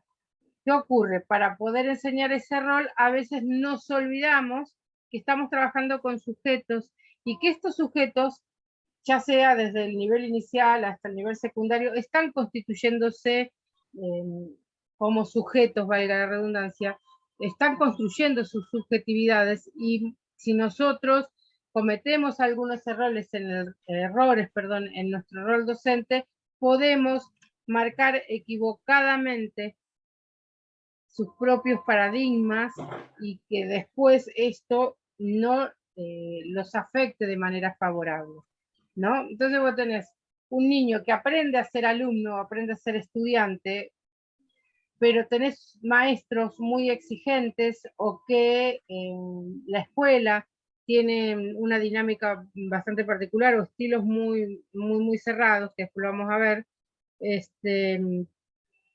y en su vida, cuando el chico egresa de la escuela, acciona de esa manera. Solo lo mío es válido. Yo el otro día ayudaba a una directora que quiere tomar cargo en un instituto privado, donde ella es maestra, y yo leía cómo le mandan la convocatoria para participar. Yo después se las voy a pasar en el grupo, y yo decía, wow, cómo se vende la institución, escuela, y esta organización en especial, ¿no? Porque nosotros formamos personas y formamos profesionales para la vida, para que brillen y triunfen en el mundo, y yo decía, wow, claro, papá ve esto, y un niño se forma con este discurso, ¿qué va a hacer? Yo que vengo de esta escuela, estoy por allá arriba, vos que venís de la 3 del barrio El Pirulín, estás allá abajo. Socialmente esto se multiplica, y esto no es democratización. ¿Me van siguiendo?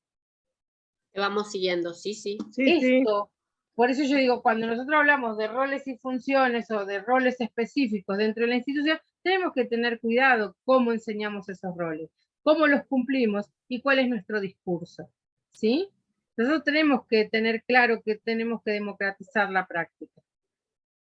No solamente porque somos, en nuestro caso que trabajamos para el Estado, somos los representantes del Estado, sino porque democratizar la práctica va a ser una mejor sociedad en la cual nosotros estamos inmersos y en la cual dentro de 20 años vamos a ser los viejitos. Y si nosotros no educamos a estos que van a ser los adultos del futuro para que sean democráticos, que sean colaborativos, que sean sujetos que se vinculan amorosamente con el otro, vamos a terminar todos depositados en un geriátrico con pocas posibilidades, no porque los geriátricos tengan pocas posibilidades, hay geriátricos que están espectaculares, chicas, les aviso, que tienen de todo y están geniales, bueno, esos son los más caros, pero bueno, me refiero a otra cosa, ¿no? Vamos a hacer ese viejito sentado en el patio, que nadie le da bolilla, porque no entendieron que sos un sujeto y que necesitas que se vinculen con vos afectivamente. ¿Me van siguiendo? Yo soy bastante bruta, quizás, para decir las cosas, pero es esto. Si nosotros no educamos amorosamente a los chicos, no pretendamos que cuando nosotros seamos viejitos, ellos sean los adultos amorosos con nosotros o con sus propios hijos. Nosotros estamos para educar y tenemos que cambiar paradigmas, ¿sí? Ser estudiante, ser alumno, no tiene que ser, sí señor, usted tiene la razón, es poder dialogar, es poder compartir, poder vincularnos de manera más afectiva y más sana. Bueno, recorte de información, saberes, valores, modos de percibir la realidad, esto es lo que ocurre y esto va a seguir ocurriendo porque la escuela transmite saberes socialmente válidos para un tiempo y un espacio determinado que son precisamente recortados, entre comillas, por el Estado en este caso, ¿no? Por la jurisdicción o la nación, por aquellos que ocupan los lugares gubernamentales elegidos democráticamente por la sociedad, porque nosotros estamos en una democracia representativa y no en una democracia pura.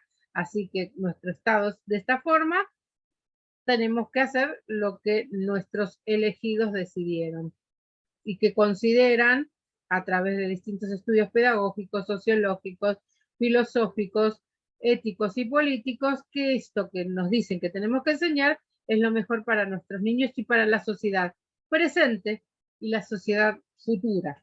¿Vamos bien hasta acá? No enseñamos todo, enseñamos recortes. El asunto que ese recorte tenemos que pensar y repensar de qué manera lo enseñamos para que sea realmente una enseñanza democrática y que el aprendizaje sea realmente significativo y que el día de mañana resulten ser fundamentales para la vida de nuestra sociedad. ¿Preguntas de este punto? No. Bueno, significaciones, estructuras No. en torno a la figura del maestro, discípulo y conocimiento. Esto es que va a atravesar la escuela permanentemente. ¿Qué creemos nosotros que es una escuela? ¿Qué creemos que es el maestro? ¿Qué creemos que es el discípulo? ¿Qué creemos que es el conocimiento? Lo que nosotros creamos dentro de la escuela va a marcar después el estilo institucional, ¿sí? Más allá de que la institución como tal tiene ya definidas algunas cuestiones. Todo lo que ocurre dentro de la escuela es pedagógico. Todo lo pedagógico requiere de un vínculo y todo vínculo pedagógico requiere del maestro, del discípulo y del conocimiento. Nosotros le agregamos que tiene que tener la presencialidad, la visualización y el afecto. Y ahí construimos un vínculo pedagógico. ¿Sí? ¿Preguntas? Sí. No. ¿O comentarios? Bien. No. ¿Cuál es la cualidad idiosincrática de la escuela, no? Esto es, ¿qué quiere decir idiosincrasia? ¿Se acuerdan? No. No. ¿Qué es lo que es? La escuela es esto, punto. La idiosincrasia es la idea de lo que es esto. No hay forma de romper eso. Es lo que es esto. ¿Sí? Y acá vamos. Lo que hay. La idiosincrasia de una escuela. Lo que Perdón, se no te conoce, escuché. ¿qué cosas corresponden a la idiosincrasia de la escuela? ¿Qué cosas? ¿Qué es la escuela que no puede dejar de ser? Esto es, la escuela tiene que ser esto, no puede ser otra cosa. Puede ser muchas otras cosas, pero esto no puede dejar de serlo. No sé si Una institución educativa donde se lleva a cabo el acto pedagógico para que los niños aprendan. Muy bien, muy bien. Esa es la escuela, esa es la idiosincrasia, ese es el motivo de ser. ¿Vamos bien hasta acá? Sí. Bien, la escuela tiene las cosas que se conocen. ¿Qué se conoce en la escuela? Se conoce el espacio material, lo que es el edificio, los caminos de acceso, los espacios de circulación y de reunión, las aulas, las rutinas cotidianas. Entonces, esto que se conoce es lo que te cuentan. Vos sos el supervisor y te cuentan. Sí, la escuela está ubicada en tal lugar, tiene tantos chicos, tantos salones, es lo que te conoce, es lo primero que te cuentan. ¿Vamos bien hasta acá? Vamos. Otra de las cosas que son indispensables para una escuela y que siempre ocurren es que a mayor antigüedad, más consolidadas en las tramas sociales, mayor marca en los alumnos, en los docentes, en todo lo que tiene que ver con la escuela y la vida cotidiana, ¿no? Esto es fácil. En Mariano Acosta, la mejor escuela de Mariano Acosta, ¿cuál es? Más ya que es la tuya, ya lo sé, pero decime, Pati Cortés, en Mariano Acosta, ¿cuál es la escuela? Esa es la escuela del barrio, esa es la escuela de Mariano Acosta. ¿Cuál es la escuela de Mariano Acosta? La EP21. Esa para vos es la EP21 y está genial. La 5, es la escuela 5, es la primera, es la más linda, la más grande. Casi que todo lo que salen de ahí son lo más, ¿viste? Si saliste de la 5, sos abogado, médico, profesional, arquitecto, no puede ser otra cosa. Esa es a mayor antigüedad, están más consolidadas esas tramas, ¿sí? Es eso.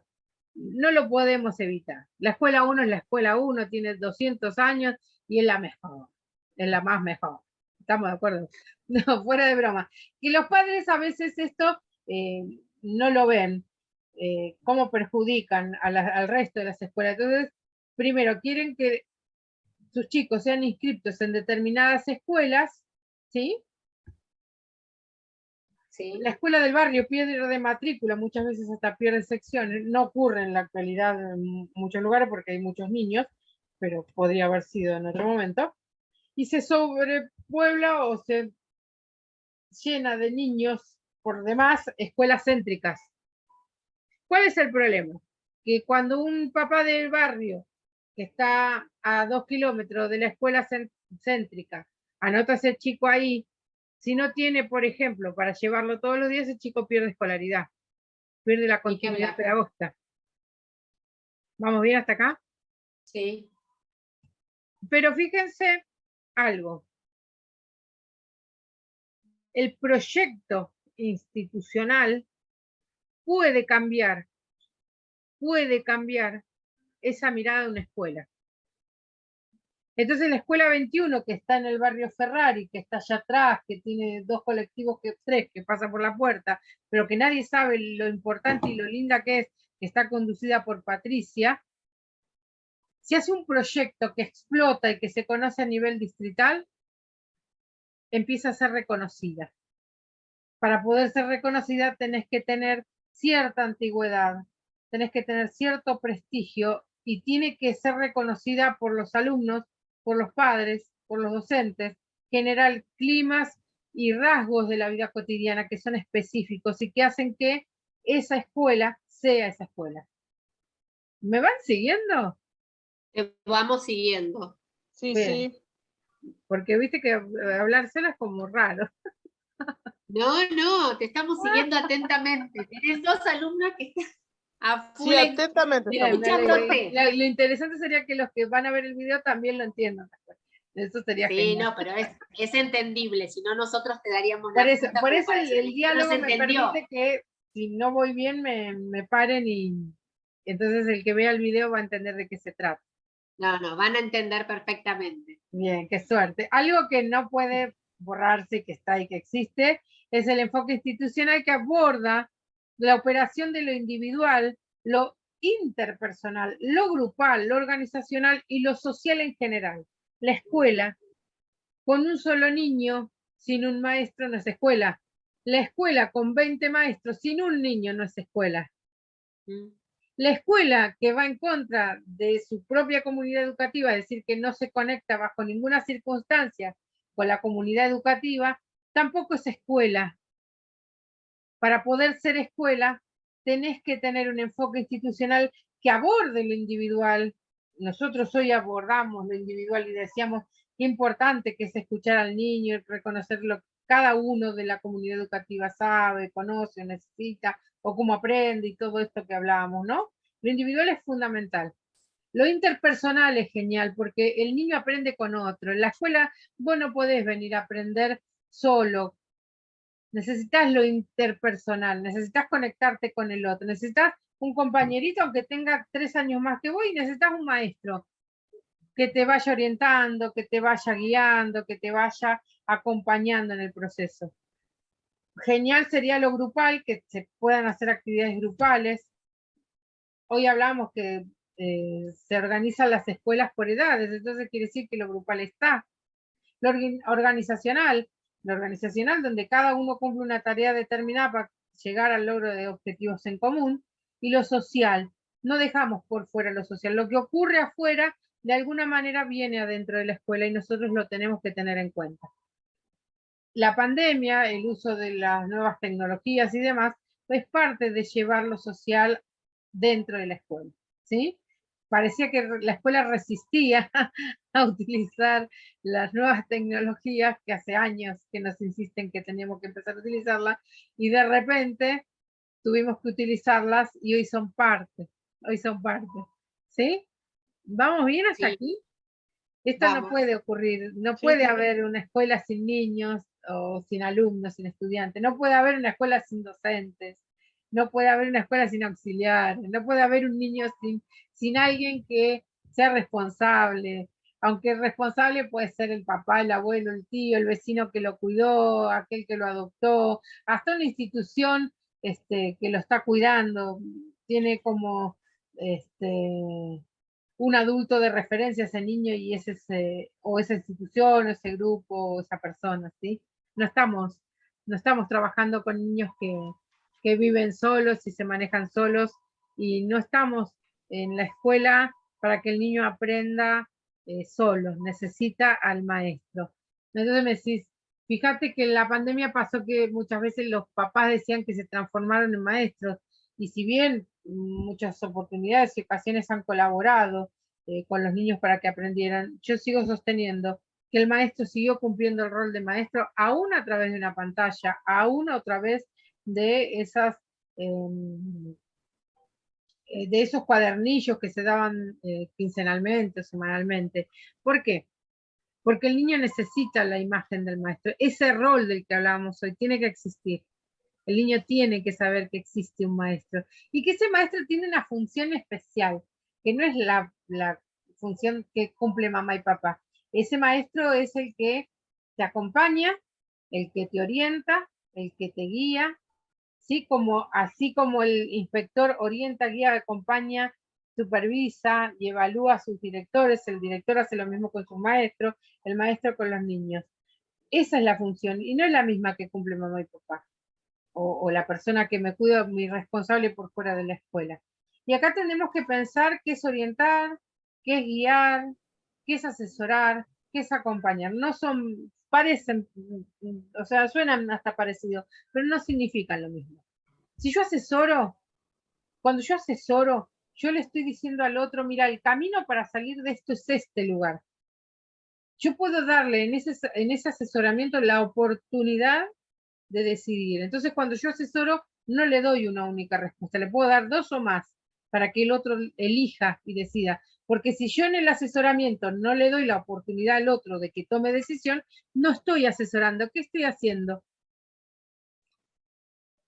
Estoy indicando lo que tiene que hacer. Indicando. Cuando yo indico, no hay tu tía, es esto, punto. Es Cuando yo asesoro y parecido a sugiero, le estoy dando posibilidades de resolver alguna situación que para este director o para este maestro resulta ser conflictiva y que no ha encontrado la salida, y le voy mostrando más o menos algunos pasos sobre los cuales él va a poder andar para poder resolverlo. Eso es asesorar.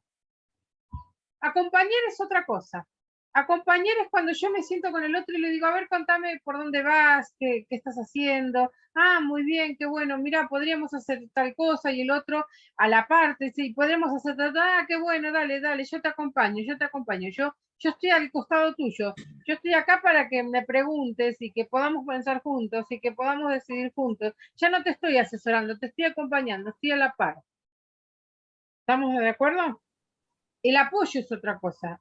El que te da el apoyo es el que te dice, vos podés, dale, dale que vos podés, dale que yo sé que vas a hacerlo bien, qué bien que lo hiciste, qué bueno, te felicito. No, no le está indicando, le está dando la opción que el otro pueda tener su propio criterio y decidir, y le está diciendo esto que hablábamos hoy, la pedagogía positiva, la psicología positiva, dale que vos podés, tenés herramientas. Si en este apoyo yo necesito asesorar, le voy dando el material y lo sigo apoyando, te dejo que lo leas porque yo sé que lo vas a interpretar sin dificultad. Bien, lo estoy apoyando, lo estoy asesorando, lo acompaño. ¿Puedo hacerlo las 3 cosas al mismo tiempo? Sí. Todo va a depender de mi discurso, de mi posicionamiento, de mi manera de dialogar con el otro, de mi manera de comunicar lo que estoy haciendo. ¿Sí? Si yo ya tengo que supervisar, yo, si bien las palabras asesoramiento, acompañamiento y entran dentro de la supervisión, cuando yo hablo de supervisar, me pone en una posición por sobre el otro, por eso es supervisar. Yo miro, veo, visualizo desde otro lugar, y ese lugar es super, es más grande, estoy más arriba, por eso se dice supervisor. Visor, ¿qué es? Mirar, observar. Bueno, hay una diferencia entre mirar, ver y observar. Ahora lo vamos a ver. Yo superviso. Yo miro grande lo que vos estás haciendo. Te estoy observando, te estoy mirando, estoy analizando, estoy corrigiendo, estoy evaluando. Y para poder modificar, comienzo el proceso de asesoro, acompaño, oriento, apoyo. Me van siguiendo, pero el supervisar es la mirada más grande. Recuerden que observar no es lo mismo que mirar, y que mirar no es lo mismo que ver. Que ver. Son cosas diferentes. ¿Estamos de acuerdo? Ay, mira, estoy viendo la cortina que se mueve por el viento. Lo estoy viendo. Si yo ahora de repente me quedo así y la miro, yo voy a empezar a mirar y decir, ah, mira, la cortina es anaranjada, se está moviendo en 45 grados, quiere decir que el viento no viene tan fuerte, ¿sí? No me la está levantando en una forma en 180, no me la está poniendo lineal. Dice que hay viento, pero más o menos. Vamos a ver. Ahí mire. Ahora yo observo. Cuando yo observé, ya no estoy mirando. Ya focalicé toda mi mirada y mi atención sobre eso. Yo empiezo a mirar la cortina, empiezo a analizar, empiezo a ver con qué velocidad viene el viento, si necesito cerrar la puerta, si salgo porque está por llover, si le pido a otro que lo haga por mí, si la ato a la cortina. ¿Me van siguiendo? Yo ya ahí estoy observando, yo empiezo a mirar focalizando, y empiezo a tener en cuenta muchísimas variables y posibilidades. Eso es observar. ¿Sobre qué observo? Sobre algo que está naturalizado y que resulta ser una situación que no es la esperada. Yo observo generalmente sobre una situación que establece una brecha entre lo que yo espero y lo que está ocurriendo. Que lo vi y me llamó la atención. Miré y me di cuenta que hay algo que no está funcionando. Observé y empecé a analizar las distintas variables. Hipoteticé sobre las causales y también empiezo a construir un posible proceso para modificar esa situación. ¿Van viendo la diferencia entre ver, mirar y observar? Sí. Si yo observo, Sí. observo, analizo, y si analizo tengo que intervenir. ¿Por qué? En la función que nosotros tenemos, maestra, directora, secretaria, inspector, si yo observo, detecto una problemática, tengo que intervenir, porque yo represento el Estado. Yo tengo una función pública. Como función pública, yo debo intervenir. Si yo observé algo que no está dentro de la norma o que no es lo esperable, tengo que intervenir. Yo no me puedo hacer la tonta y decir, vi esto, pero no pasó nada. Típico, vino una nena y me dijo que la mamá le pegó. Vino 2 veces y me dijo lo mismo. Vino 3 veces y bueno, ya la primera tendrías que haber dado intervención. Porque observaste que había algo que no estaba bien. Y vos, como sos representante del Estado, tenés que intervenir. ¿Sí? No están aprendiendo los nenes de segundo. Lo que dice la normativa no se está cumpliendo. Yo tengo que intervenir inmediatamente porque hay algo que debe pasar y no está sucediendo. Observé. Si lo vi, no le di bolilla, no me afectó. Después miré y me llamó la atención. Después observé, profundicé, analicé y detecté. Entonces tengo que intervenir. Bien. El enfoque institucional aborda la operación del individual o grupal, eso ya lo vimos. El abordaje se enfrenta con una multideterminación, individuos y sus características constitucionales y aprendidas, y las que se derivan de los modelos y significados de la interacción con grupos, con las organizaciones, por su ubicación situacional histórica. Cuando nosotros trabajamos en la institución educativa llamada escuela, trabajamos con personas humanas que tienen una historia, que detrás de esa historia siempre hay otra historia. Está la historia de los niños, está la historia de sus padres, está la historia de la familia, está la historia del barrio. Siempre hay una historia detrás de la historia.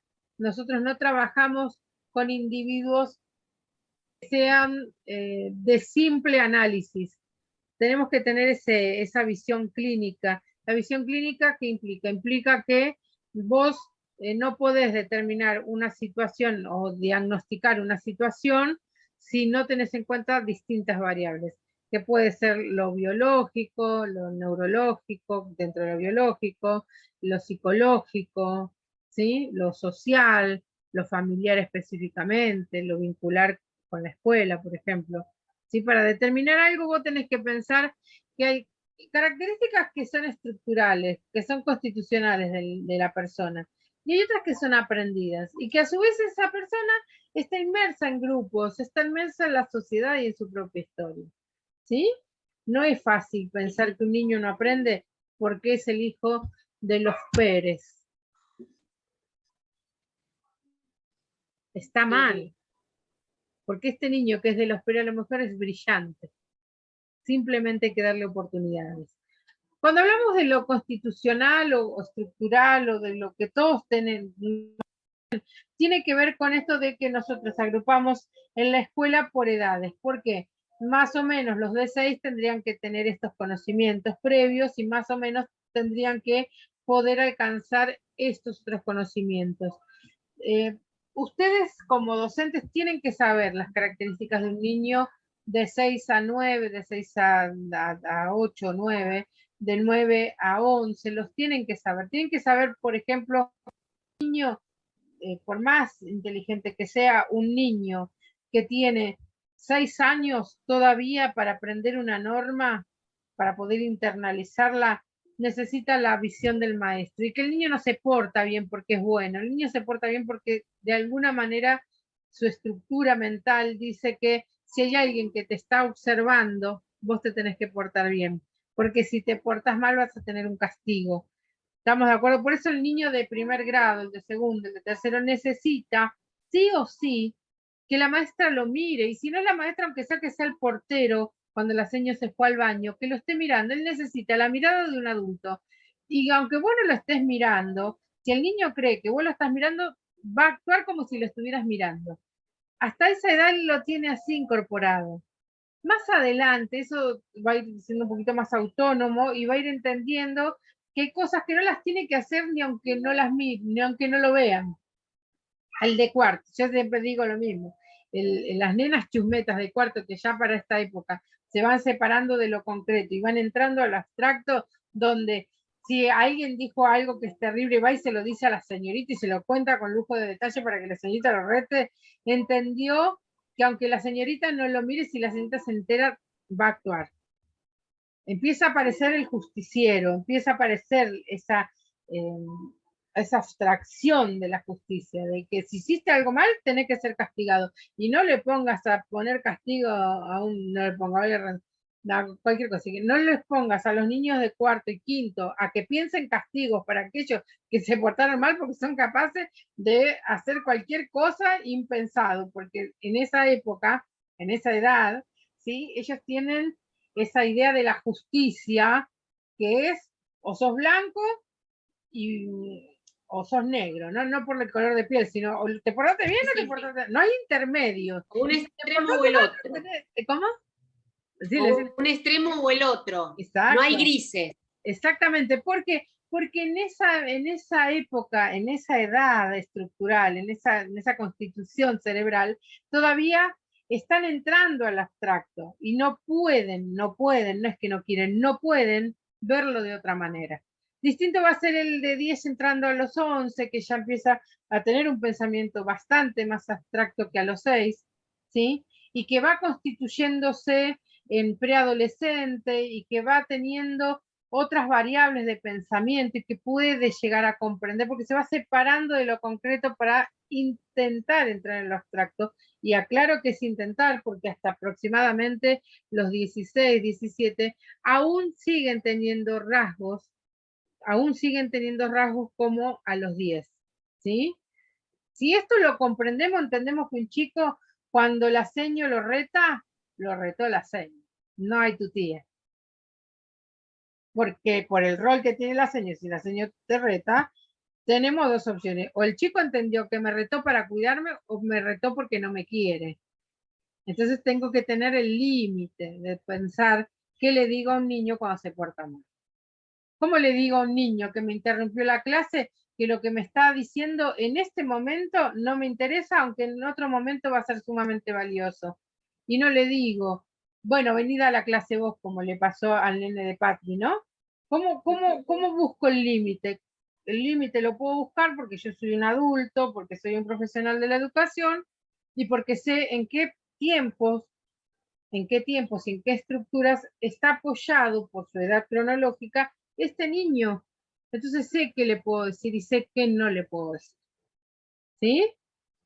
Hay que aprender las estructuras de cada niño. Tengo que saber por qué un niño de primer grado que está entrando en esta etapa de pensamiento concreto, no ya entró en realidad ya entró a los 2, pero a los 6 está como ahí fuerte. ¿Por qué todavía tiene que usar, por ejemplo, bolitas para contar? ¿O por qué necesita los palitos? ¿O por qué necesita verlo? ¿Mm? Esto es necesario que los maestros lo conozcan, súper necesario que lo conozcan los directores, y re importante que los directores, porque cuando un director viene desesperado y te dice, tengo un problema re grande, las nenas de cuarto se están cortando, te dicen, ¿no? Van al baño y se cortan. Esto a veces ocurre, lamentablemente, ¿no? Y ni te digo las de sexto, ¿no? Que vos sepas cuál es la situación desde lo psicológico para ese niño, en qué situación están y cuáles son las características de un niño de entre 9 y 11, te van a dar herramientas para que vos le puedas decir al director, trabaja con esto, mira esto otro, vamos a hacer otra cosa, vamos a trabajar, deja de lado la planificación que tenés ahora en este momento y trabajemos con otra cosa y hagamos un taller para los papás, con el equipo de orientación. Empecemos a ver otras posibilidades. Y no es un problema, cuando un niño se corta en el baño de la escuela, como un juego, no es un problema de ese niño, ¿eh? Es un problema de la institución, es un problema de la escuela. Cuando las nenas se pegan o se pelean por un niño, no es un problema de esas niñas, se resuelve inmediatamente con las niñas, pero es un problema institucional. Todo lo que ocurre dentro de la escuela, aunque afecte a un solo niño, es institucional.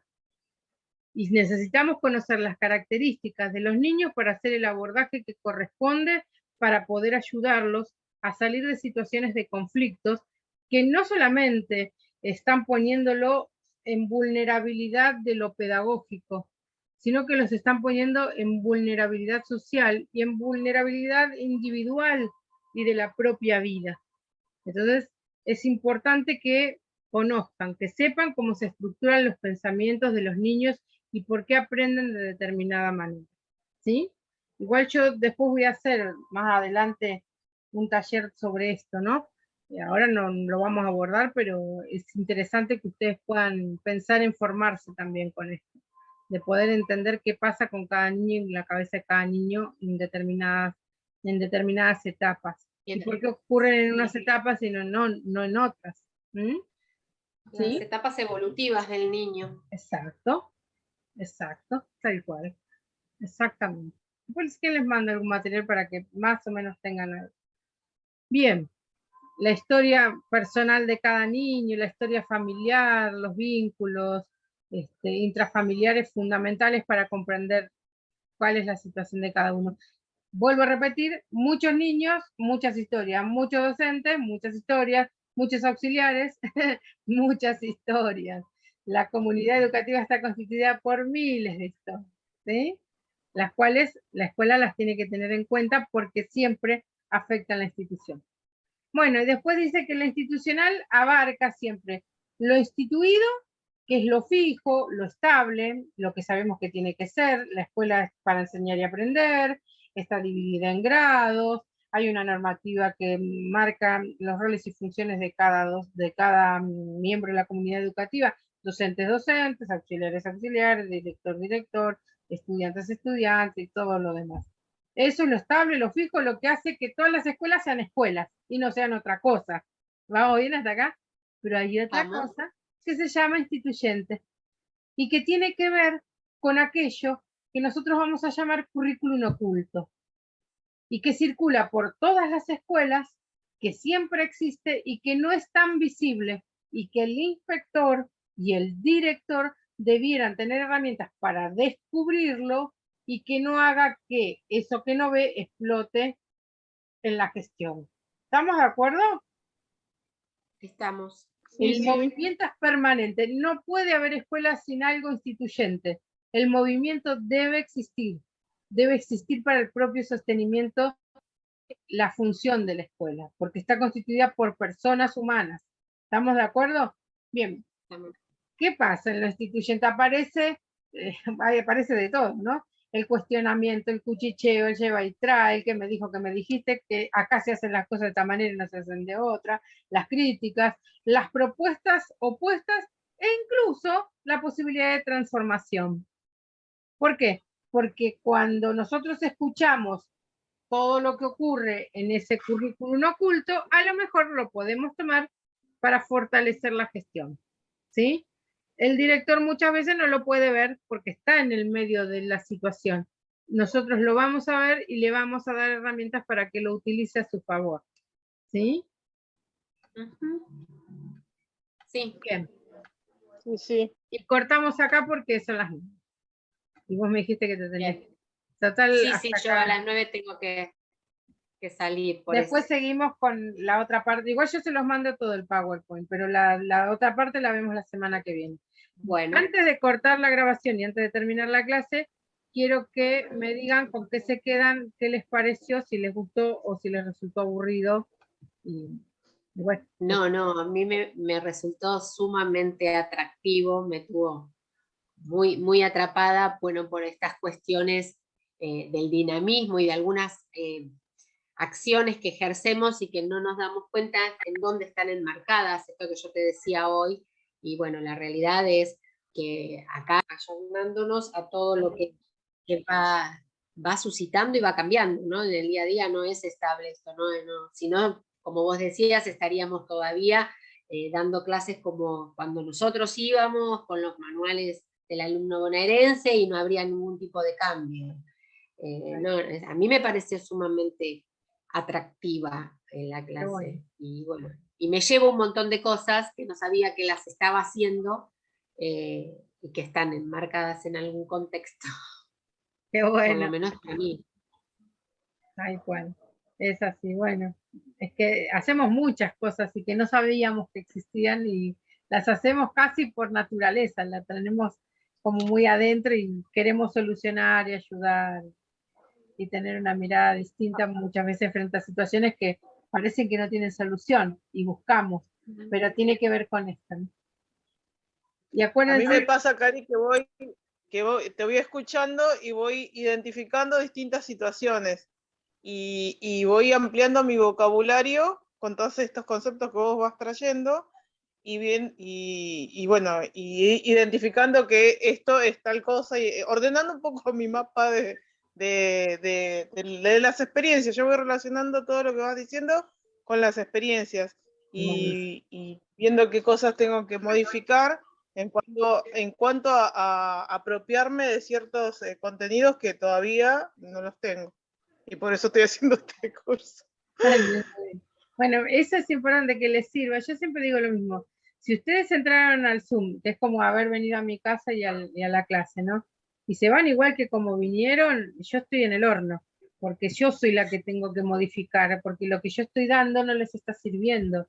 Y ustedes, son 16 clases donde ustedes se tienen que enriquecer en vocabulario, en conocimiento, porque el vocabulario no siempre es conocimiento, el vocabulario te lo aprendiste y punto, pero que vos lo conozcas y lo puedas aplicar es fundamental, y que vayas generando herramientas y descubrir que las escuelas son todas iguales en estructuras, y entonces lo que es igual ya lo sabemos, ahora lo descubrimos, lo blanqueamos, lo ponemos, pero hay otras cuestiones que son únicas e irrepetibles, ¿sí? Que nosotros tenemos que aprender a mirar y que no son tan naturales como pensábamos. Exacto, sí. Es eso lo que tenemos que ir descubriendo, ¿no? Sí. La semana que viene nos vamos a dedicar a estilo propiamente dicho y a algunas cuestiones más que tienen que ver con este analizador, que es el inspector. Incluso el director debiera tener parte de esta forma de análisis. Yo me voy a quedar con que muchos de ustedes, los que van a escuchar el video, van a tomar otras escuelas distintas a las que están ejerciendo la gestión, otros se van a quedar, pero lo importante sería que después de que ocurra la toma de posesión de los titulares, que va a ocurrir dentro de poquito acá en Región 8, el lunes.